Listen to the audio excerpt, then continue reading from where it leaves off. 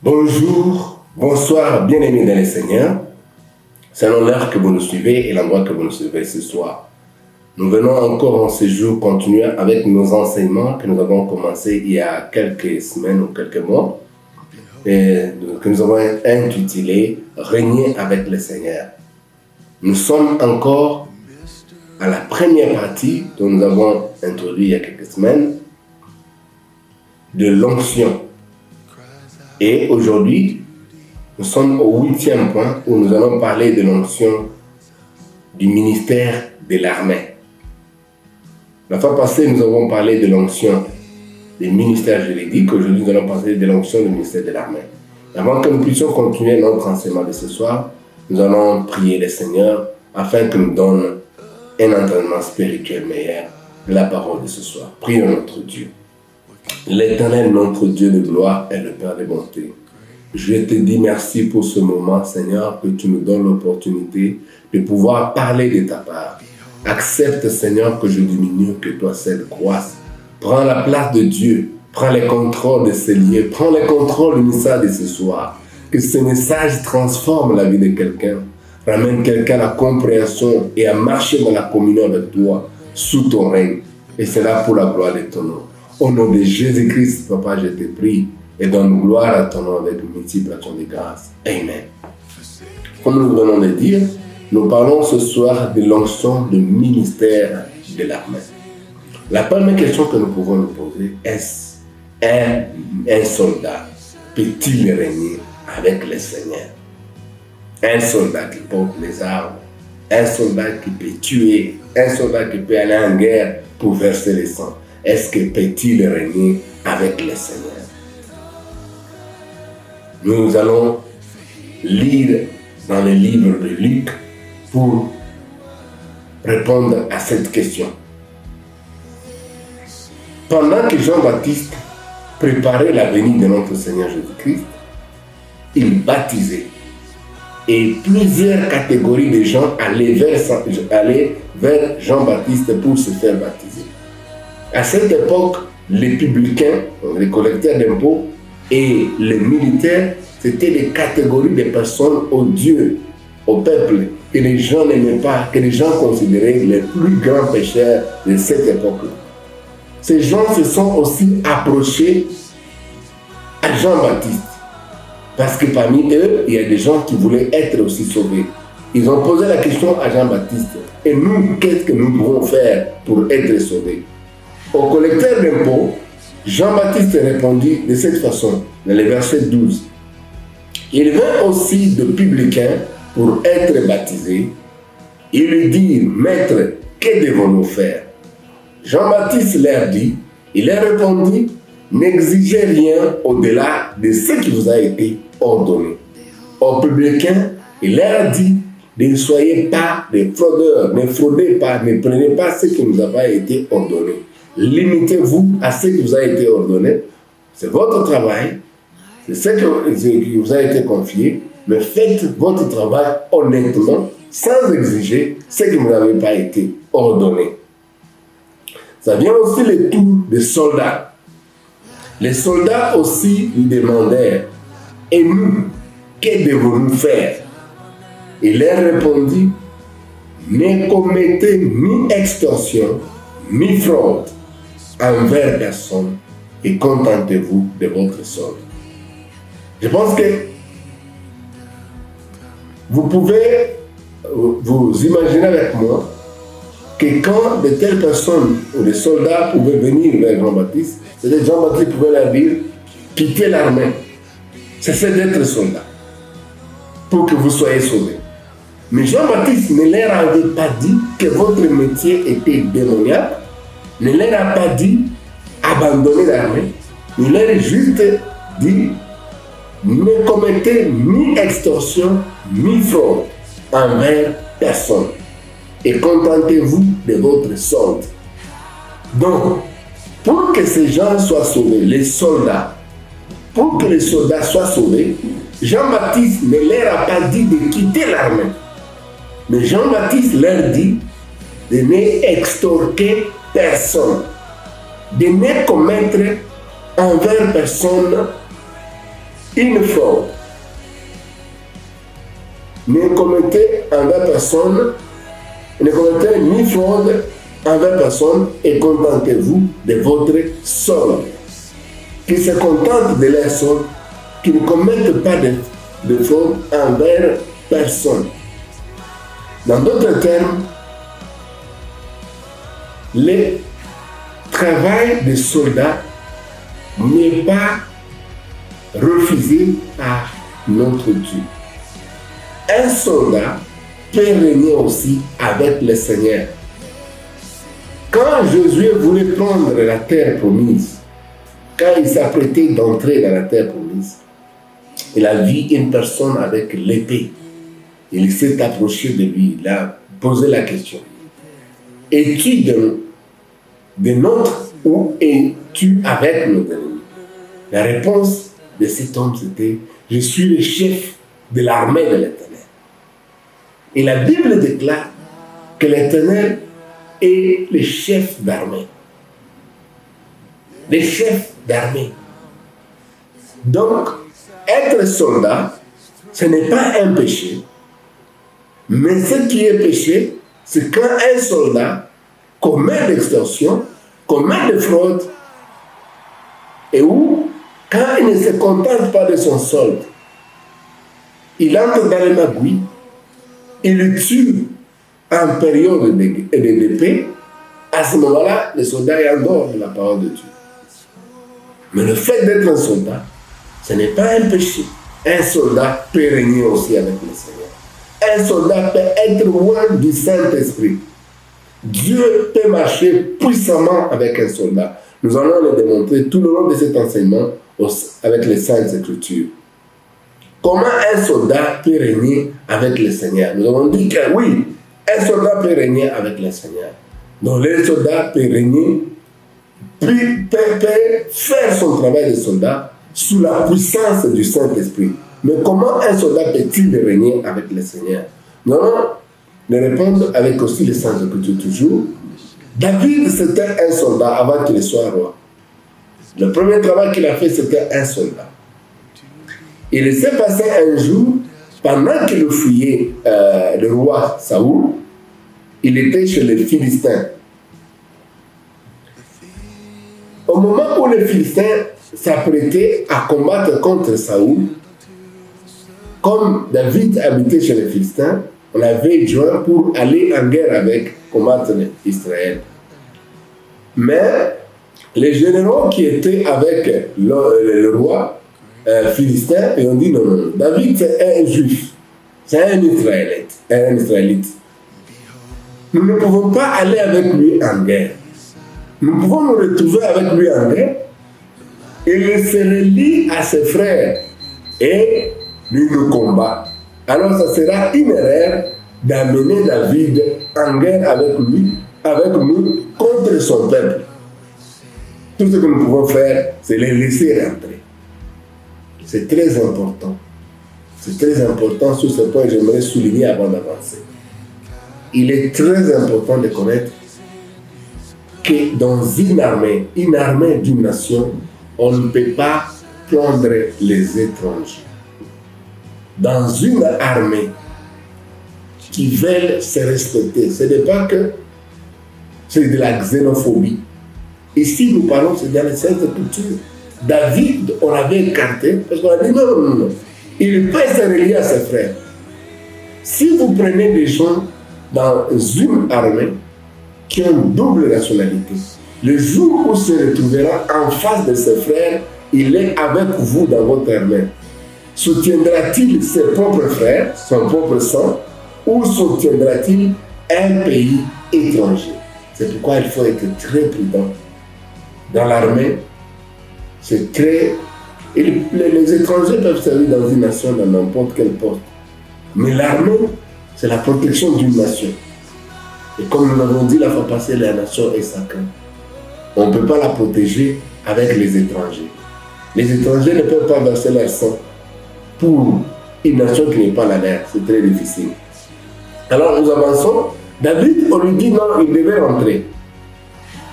Il est rentré. Quand il est rentré, il trouve que il y a les Amalécites, ils sont entrés à Tchilig, là où ils habitaient. Ils ont pillé les biens, ils ont pris leurs enfants, leurs femmes, ils ont brûlé même la ville où ils habitaient. Et quand David est arrivé avec ses hommes, ils se sont mis à pleurer. Ils ont pleuré. Au point quand même les soldats, les hommes de David commençaient à dire non, nous pouvons lapider maintenant David. C'est lui qui nous a amenés à tout ça. Si ce n'était pas pour de lui, on n'allait pas perdre nos femmes et nos enfants. Maintenant, il s'est proposé de lapider David. David aussi avait pleuré toute la journée. Il a pleuré. Mais comme leader, il s'est rappelé que non, je peux pleurer. Je ne trouverai pas la solution toujours. Mais il y a quelqu'un sur qui je peux pleurer, qui peut me donner la solution. Au verset 6 de 1 Samuel, chapitre 30, la Bible déclare, David fit dans une grande angoisse, car le peuple parlait de le lapider, parce que tous avaient de l'amertume dans l'âme. Chacun à cause de ses fils, de ses filles. Mais David reprit courage en s'appuyant sur l'Éternel, son Dieu. Comme tout homme, devant un événement difficile, tu viens comme ça, on a pillé ta maison, on a pris tes enfants, on a pris ta femme, donc c'était normal. Il s'est mis à pleurer. Il a pleuré, et tous ont pleuré, et tous maintenant voulaient même les lapider comme si c'était lui qui avait pillé. Mais comme un soldat qui se confie à l'Éternel, la Bible dit qu'après avoir pleuré, il a repris courage en s'appuyant sur l'Éternel. Donc un soldat qui règne avec le Seigneur, il ne compte pas sur ses forces, il compte sur le Seigneur. Avant d'aller en guerre, il consulte le Seigneur. Il demande la sagesse et l'intelligence du Seigneur, comment Dieu peut le conduire à attaquer. David, la Bible dit qu'il s'est appuyé, il a repris courage en s'appuyant sur le Seigneur. C'était un bon soldat, David. Il a eu plusieurs conquêtes où il a remporté la victoire.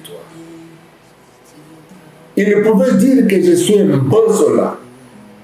Je vais aller chercher mes enfants, chercher mes femmes. Mais non.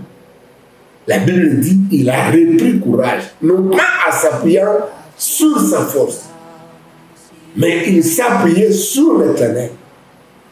Un soldat qui règne avec le Seigneur ne s'appuie pas sur sa stratégie, ne s'appuie pas sur sa connaissance, mais s'appuie sur l'Éternel. Ne s'appuie pas sur les armes qu'il détient, il s'appuie sur l'Éternel. C'est comme ça qu'un soldat peut régner avec le Seigneur. David s'appuie sur le Seigneur, et le verset 7 de la Bible dit, il dit au sacrificateur Abiatar, fils d'Achimélec, apporte donc l'éphod. Abiatar apporta l'éphod à David. Et David consulta l'Éternel en disant, poursuivrai-je cette troupe? Atteindrai-je? L'Éternel lui répondit, poursuis, car tu atteindras et tu délivreras. Quand les soldats s'appuient sur le Seigneur, quand les soldats règnent avec le Seigneur, ils s'appuient sur le Seigneur. Quand ils vont en guerre, c'est pour la victoire. David, c'était un bon soldat. Avant qu'il fuit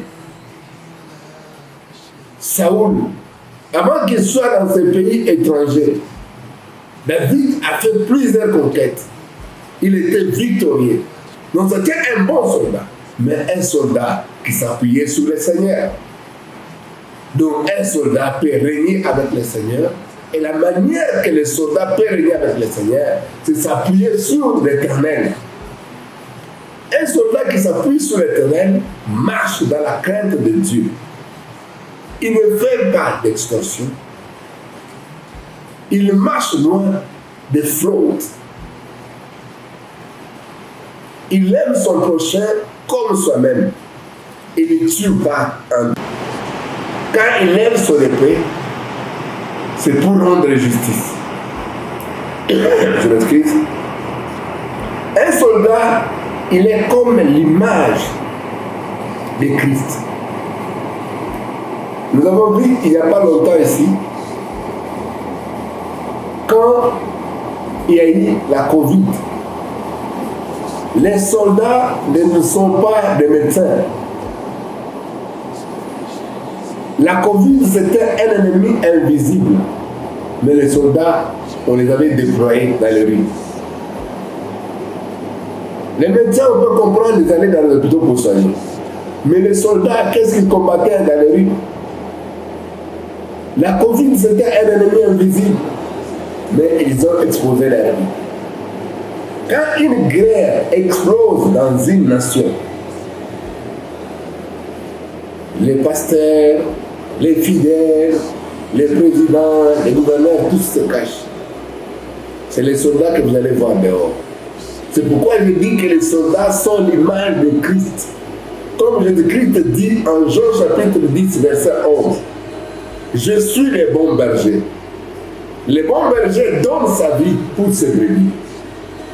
Le serment que les soldats font, c'est le serment de donner leur vie pour le peuple. C'est pourquoi je dis qu'ils sont l'image de Christ. Un soldat, quand il y a la guerre, il sort dehors. Il dit au revoir à sa femme. Il dit au revoir à ses enfants. Il dit, je ne sais pas si on se retrouve. Il dit au revoir à sa femme. Si on ne se retrouve pas, prends soin de mes enfants. Ou prendre soin de nos enfants, elle aide nos enfants. Je parle pour vous défendre et défendre la nation. Donc vous voyez, c'est ce que Jésus-Christ a fait. Il a donné sa vie pour les autres. Donc un soldat, c'est un serviteur de Dieu. Un soldat, c'est un serviteur de Dieu. Et s'il fait l'œuvre de Dieu, dans la crainte de Dieu. Si un soldat fait ce travail dans la crainte de Dieu, loin du péché, loin de la méchanceté, il le fait avec amour, c'est un loin de l'Éternel. Un soldat peut régner avec le Seigneur. Il est serviteur de Dieu. Je peux même dire qu'il est plus serviteur de Dieu. Très peu accepteront de donner leur vie pour les autres. Les soldats ne partent pas en guerre seulement quand il est marié, pas pour défendre sa femme ou ses enfants, mais le soldat part en guerre pour défendre la nation, même s'il n'est pas marié. Il part en guerre. Et il sait qu'en partant en guerre, je peux revenir ou ne pas revenir. Alors, bien-aimés dans le Seigneur, vous soldats qui me suivez en ce jour, je vous dis que vous êtes serviteurs de Dieu et Dieu vous aime beaucoup. Seulement acceptez de marcher dans la crainte de Dieu. Quand vous mourrez en guerre, vous mourrez au front, vous marchez avec le Seigneur, votre ciel est garanti. Vous irez rencontrer le Seigneur Jésus-Christ. Parce que vous êtes serviteurs de Dieu. Ce n'est pas tous qui acceptent de verser le sang pour les autres. C'est pourquoi je dis que les soldats sont l'image même de Christ qui a accepté de verser le sang pour le salut de l'humanité. Les soldats acceptent de verser leur sang pour le salut de leur nation. Donc ce sont des serviteurs de Dieu. Comme Jésus-Christ le dit en Jean chapitre 10, verset 11. Je suis le bon berger et le berger donne sa vie pour ses brebis. Les soldats donnent sa vie pour sa nation. Toi, soldat qui me suis, accepte de marcher avec le Seigneur. Si tu n'as pas encore reçu le Seigneur Jésus-Christ comme Seigneur et Sauveur, accepte de le recevoir dans ta vie et va dans une église qui marche dans la crainte de Dieu. L'église qui prêche l'évangile. Entre dans cette église-là, régulièrement prie le Seigneur là. Tu es serviteur de Dieu. Il ne faut pas te mépriser. Il ne faut pas croire que parce que tu es parti en guerre, tu as versé le sang en guerre, que tu n'es pas agréable devant Dieu. Non, tu deviens désagréable devant Dieu si tu verses le sang innocent. Si tu verses le sang en temps de paix. Si tu pars en guerre, tu tues 1 million, même 1 million de personnes, de méchants qui combattent votre nation. Tu n'as pas commis un péché. Mais si tu tues une seule personne en temps de paix, si tu tues une seule personne qui a accepté de se donner, cela veut dire que tu es arrivé à les gagner. Il a accepté, en anglais on dit to surrender, de se donner, de se livrer. Il a déposé l'arme, il a levé les mains, tu l'as tiré, à ce moment-là tu commets un péché. Si tu n'es pas en temps de guerre, tu verses le sang, tu commets le péché. Mais si tu es au front pour défendre ta nation, tu ne commets pas le péché. Donc les soldats sont des serviteurs de Dieu. Et ce sont des serviteurs de Dieu qui sont à l'image de notre Seigneur Jésus-Christ. Ils méritent le respect. Ils méritent la reconnaissance. Parce que ce n'est pas tout le monde qui peut accepter de partir en guerre. Comme ces jeunes gens que j'ai vus récemment qu'on a recrutés dans les armées, en République démocratique du Congo. Ils le savent, ils les ont vus, d'autres être tués, mais ils acceptent. C'est un appel, ce n'est pas l'appel donné à tout le monde. C'est un appel.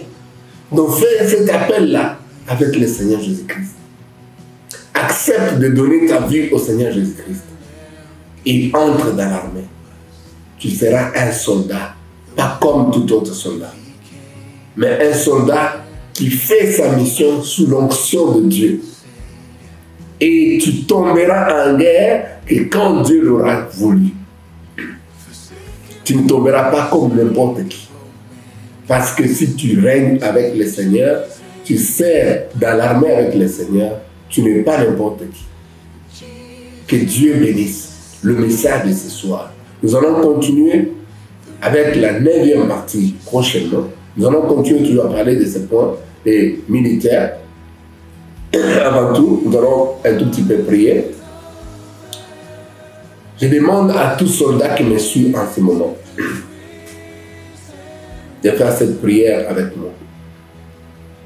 Si tu ne connais pas le Seigneur Jésus-Christ comme Seigneur et Sauveur, accepte ce soir de le recevoir dans ta vie.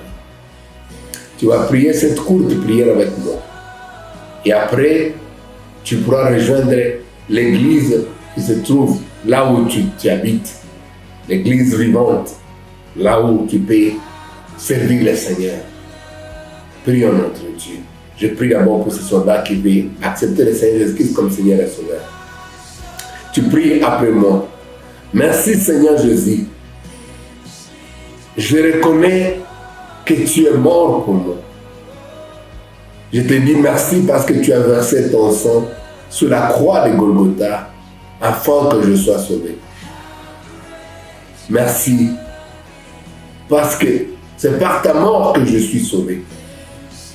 Je t'accepte aujourd'hui comme Seigneur et Sauveur de ma vie. Accepte de diriger ma vie. Accepte de marcher dans ma vie, de marcher avec moi. Prends le contrôle de ma vie. Prends la direction de ma vie. Que je puisse te servir comme un bon fidèle serviteur. Au nom de Jésus-Christ, Papa, nous t'avons ainsi prié. Amen. Tu es né de nouveau en acceptant ce message, en acceptant cette prière. Rejoins une église vivante là où tu habites et sers le Seigneur là-bas. Nous allons prier maintenant avec tout le monde. Nous te disons merci Seigneur pour le message de ce soir. Père, nous pouvons avoir parlé aujourd'hui que des soldats. Mais toi seul, tu peux toucher le cœur même de celui qui n'est pas soldat. l'aider à comprendre ces messages dans l'angle de son domaine d'activité. Laisse que ta gloire accompagne ta parole. Que la restauration soit la vie de ce frère, de cette sœur qui me suit en ce moment. Et c'est là pour la gloire de ton nom. Au nom de Christ Jésus, Papa, nous t'avons prié avec multiples actions de grâce. Amen. Que Dieu vous bénisse. À la prochaine.